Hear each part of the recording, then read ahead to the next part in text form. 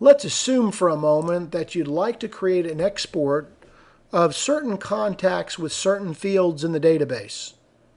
You want to export this data to Excel, maybe to send to your email company, or maybe you want to export the data to a different program. The way to do this in Act is really quite simple.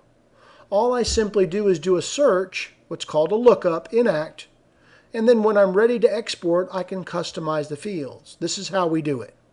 For example, I'm going to look up all of my A clients. So I right mouse click in the ID status or any other field, and I look up ID status, and I'm looking for all of my A clients. This creates a lookup of everybody who has the word client A in the ID status.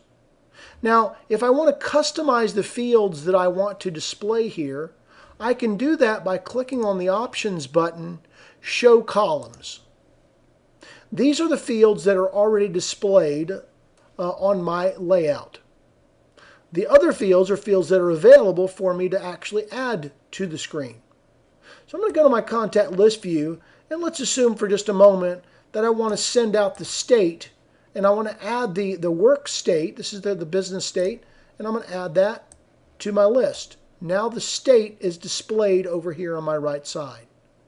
If I choose the OK button now, I can actually come over here and notice that the state is actually listed for some contacts who have state. Again, another way to customize the columns is to right mouse click on any of the headers within the Act interface and choose Customize Columns. If I want to remove state, I simply take the state and I remove it. Now if I remove all of my fields from the list, I now can also add all the fields to the list. In this case, I'm going to cancel this and go back to my existing list. Now, because I've created a lookup of all of my A clients and I've customized the fields that I want to export, all I have to do is click on the Excel button that's on the toolbar. Now, it's need to know that the Excel button is only going to display if you're using a version of Microsoft Office that is compatible with this version of Act. In this case, when I choose the Excel button, all I'm doing is taking the existing data with the fields that are displayed and I'm dumping them out to an Excel spreadsheet. If there is a currency of any sort listed, you'll also get a subtotal at the bottom. But because this is an Excel file, you can do any kind of formulas you want from here.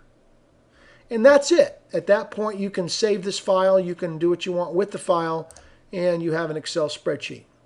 I hope this has been a very good video for you. Let me know if you have any questions related to it.